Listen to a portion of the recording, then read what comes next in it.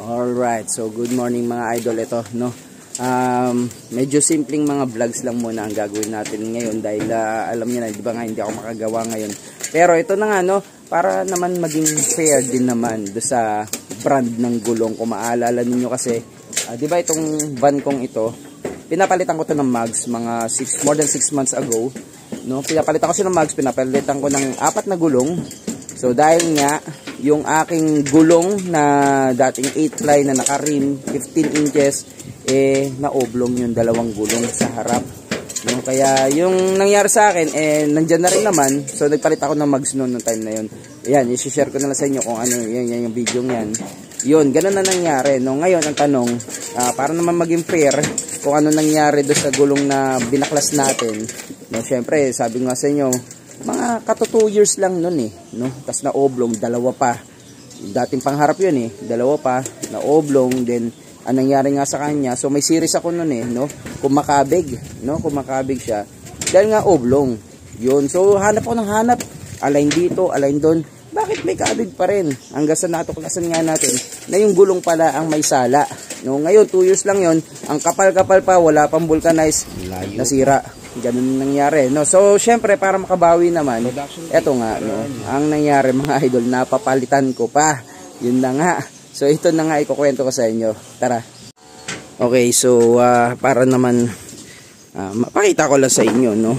Yung mga hindi nakapanood ng series na yan. Ito yung mags na pinalit ko. Yan. Naka-mags na siya ngayon, Yan. So, yan yung pinalit kong gulong, no? So, mga 6 months ago, ang alam ko.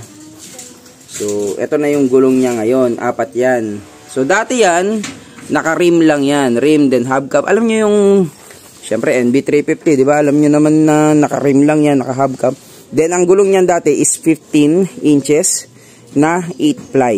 Yun ang dating gulong niyan. No? Parang mga high miler, ganun ang itsura nun, no? So, ngayon, nangyari nga na oblong. Agad-agad.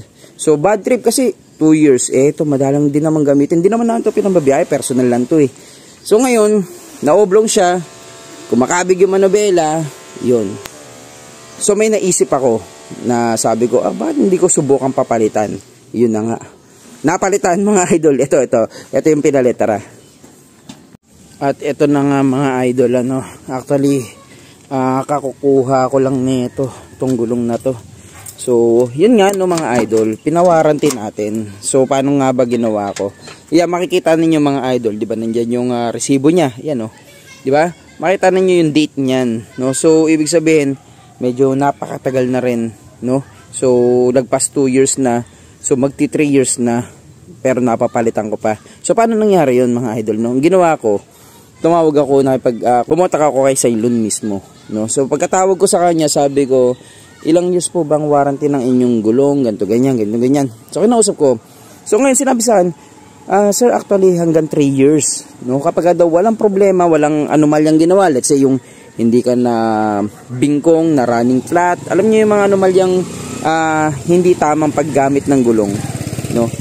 Yun ang mabovoid syempre ang warranty. Pero kung wala ka namang ginagawa, no, talagang kusang loob siyang umoblong, hindi na natin kasalanan yun. Baka sa gulong na. Ganun na nangyari sa akin. No? Ngayon sabi ko, etong gulong ko, sure ako, na hindi pa ito napa-flat. Yung dati yung luma. Hindi pa siya napa-flat, ni wala pang vulcanize yun. And, tama naman yung mounting nun. Pati yung thread wear niya, yung ganito, okay na okay pa. Yung kapal pa, halos ganito rin yun Yan, pakita ko sa inyo. Yan, kung may makita akong video, yan, ang alam ko, yan. Di ba? Ang kapal-kapal pa, sayang naman, no? Ngayon, ang nangyari sa kanya, tinry ko, sabi, sir, hanggang 3 years naman. So, ang ginawa ko, dinala ko ulit kay JSM, di ba? Alam niyo naman, doon lang ako bumibili ng gulong kay JSM Tire Center dyan sa may Lamuan, Marikina.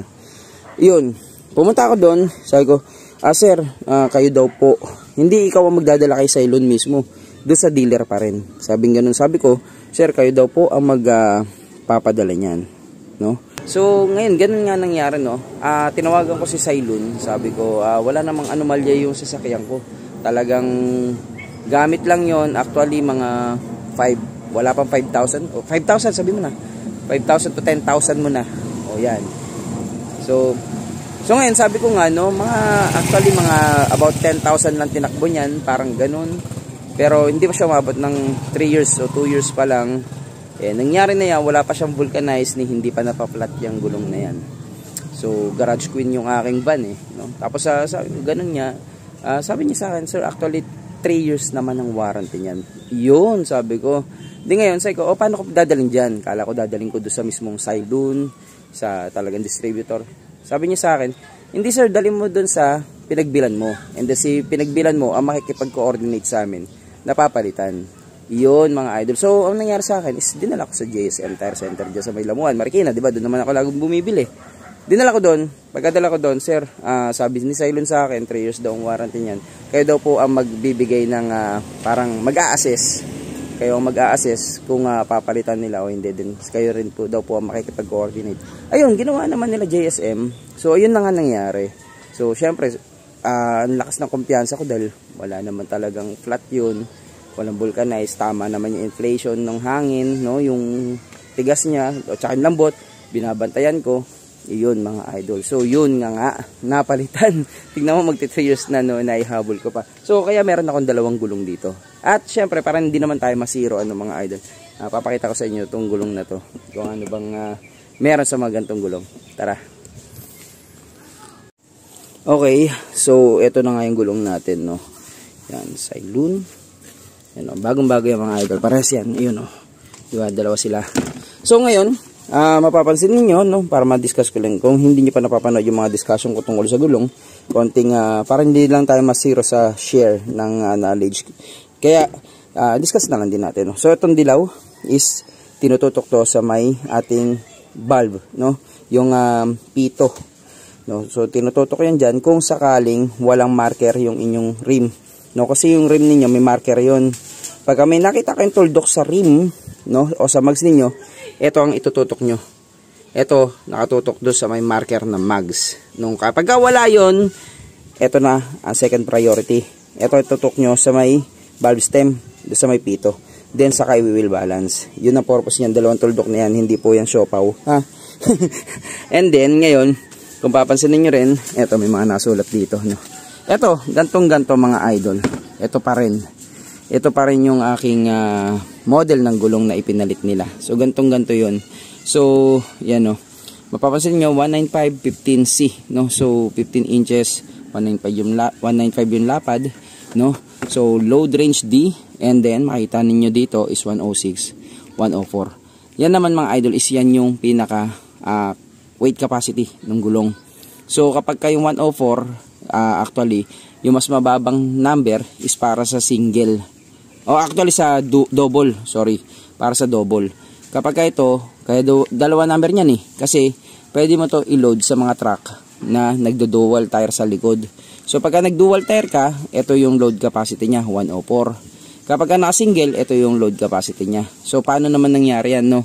Ito, i-discuss din natin, tara.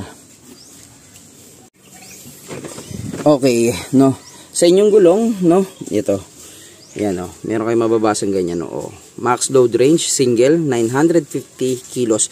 Yun, mga idol, yung sinasabing 106, no. Pagka tinignan niyo, may chart yan. Yan, papakita ko sa screen niyo. May chart yan na ganyan, no. So, kapag single, 106, 950, up to 950 kilos, no.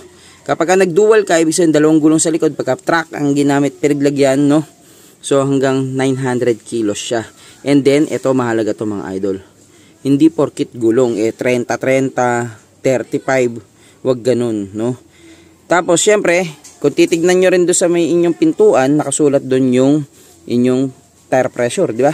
Pero check nyo rin, baka naman nagpalit na kayo ng gulong. Hindi po pwede yun, mga idol. Kasi pag kayo nagpalit ng gulong, as per stock size dapat, no? So, ibig sabihin yan, tulad yan, iba ang hanginan nito. 65 PSI, no? Ang layo niya sa 30. So, ibig sabihin, hangin ka dyan about 80 to 85%, ganun. So, ang hangin mo dyan is 52, ganun.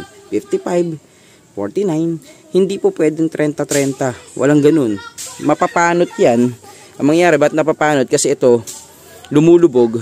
Dahil matigas ang panga, ito lang ang sumasayad. So, pudpud dito, maaaring ganun, no? Pagka underinflated, no? Ang nangyayari ganun. Tapos dito napupudpud. So actually hindi panot, ano ba tawag doon? Panot PSG, panot sa gilid. No, ngayon dito napupudpud. Kala ninyo wala sa align, wala sa camber. Bakit siya doon napupudpod? Kasi nga, ito lumulubog. Ito, dahil nga may panga dito, nakatukod, ito napupudpod. Yun, ganun yun, pagka underinflated mga idol.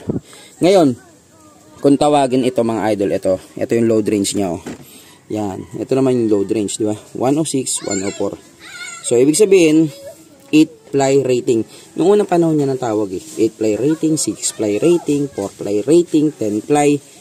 Ewan ko, may 12, 14, ganun. No? Mga pang malalaki na yun. Yan dati. Pero ngayon, pinalitan na ng ganito. May load range na. Tapos, may nakasulat na ganyan. May katumbas yan na kilos-kilos, mga idol. Yun. So, ganun na yan. Yan, yung nandyan nga sa inyong screen. Tapos, ito yung rim size niya. Oh. Yung lapad is 5.5J. Makikita nyo rin yan sa rim or sa mags. Yun. Then, syempre, alam na lahat, production date, 29. Week 29, 2023 year, no? Ganun yan, mga idol.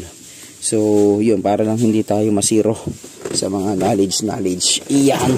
So, ngayon mga idol, bakit ba kailangan natin tignan yan? 950, 900, lalo na kung van yung ginagamit natin, no?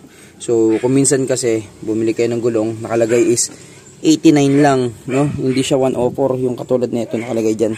Yan, 106, 104. Yung binili nyo is nakalagay is 89, 90 o sabi mo na 85. Pang kotse lang yun. Tapos kinabit ninyo sa mga van, sa mga SUV, no? Napakabigat. Hindi ubra yun. So paano ba nako-compute yan, no? So tignan nyo yung gross weight, no? Gross weight nung inyong sasakyan. Tama ba ako kung gross weight? Basta yung kasama passenger, no? Kunyari yung weight ng van is let's say na lang na yung weight ng van is 2,000. Then kapag kayong pasahero, sinama mo 15 katao, let's say ang kabuuan niya is 3,000, no? So ibig sabihin is 3,000 divided by 4. Apat na gulong, di ba? Divided by 4. So kalalabasan nun is 750. No, so 750 kung di ako nagkakamali sa computation, 750. So ibig sabihin minimum mo is 750 yung kanyang load range. No, hindi po pwedeng bababa pa doon. Pero syempre, panigurado mo na, no, gawin mo na mga 800 to 900 mga idol. Ganun yun. Ganun yan mga idol. So, yun, para lang hindi tayo masiro sa mga knowledge. Iyan.